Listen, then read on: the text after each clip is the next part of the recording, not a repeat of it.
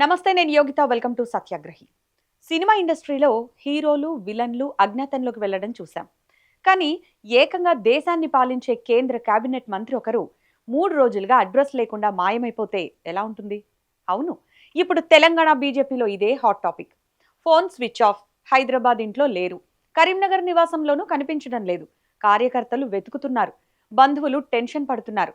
అసలు దేశ రాజధాని ఢిల్లీలో చక్రం తిప్పాల్సిన సదరు కేంద్ర మంత్రి అకస్మాత్తుగా ఏ రహస్య ప్రాంతానికి వెళ్లిపోయారు? దీని వెనక ఉన్న పోక్సో కేసు కథేంటి? సొంత పార్టీ నేతలపైనే ప్రతీకారం తీర్చుకోవడానికి నడిచిన ఆ ఫ్లెక్సీల వ్యూహమేంటి అనేది ఈ రోజు తేల్చేద్దాం.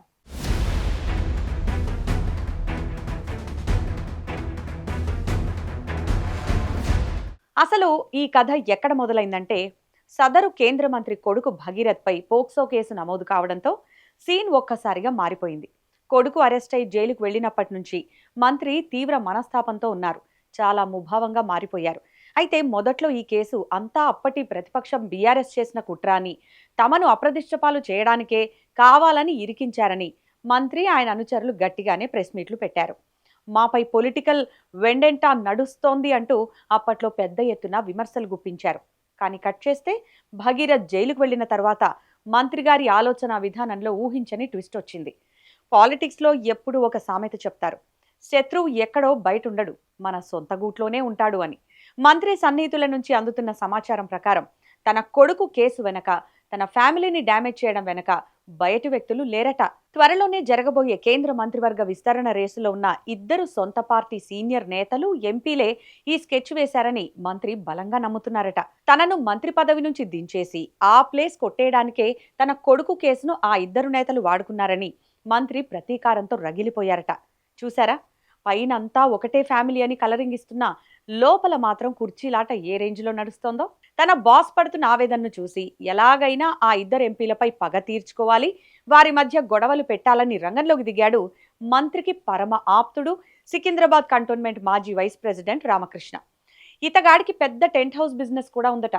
మన మంత్రి గతంలో పాదయాత్ర చేసినప్పటి నుంచి మొన్నటి ఎంపీ ఎలక్షన్లలో గెలిచేదాకా దగ్గరుండి టెంట్లు వేయించి అన్నీ తానై చూసుకున్న లాయల్ ఫాలోవర్ ఈ రామకృష్ణ.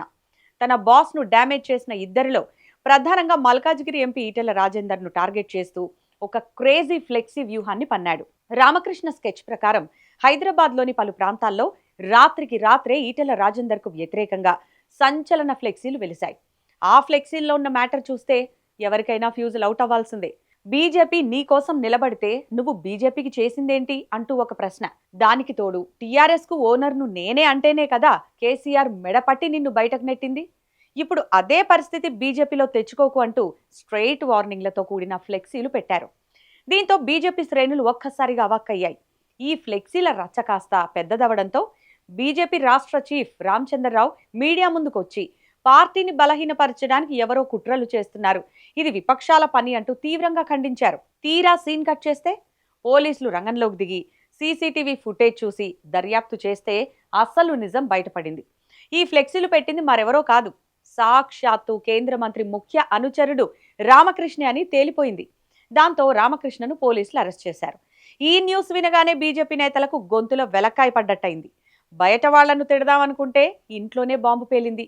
ఈ గొడవలన్నింటికీ ముందే గత నెలలో బీజేపీ ప్రతిష్టాత్మకంగా చేపట్టిన రైతు గోస, బీజేపీ భరోసా బస్సు యాత్రలో పాల్గొనేందుకు కేంద్ర మంత్రి గారు ఎంతో ఆసక్తి చూపించారట. ఢిల్లీ పెద్దలను కూడా అడిగారట.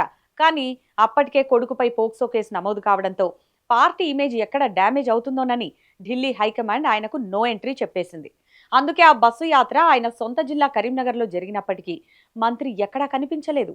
అటు కొడుకు జైలు పాలు, ఇటు పార్టీ దూరం పెట్టడం, దానికి తోడు ఇప్పుడు ఫ్లెక్సీల కేసులో అనుచరుడు అరెస్ట్ అవ్వడంతో తీవ్ర అవమాన భారంతో మంత్రి అజ్ఞాతంలోకి వెళ్లిపోయారని పార్టీలో టాక్ నడుస్తోంది.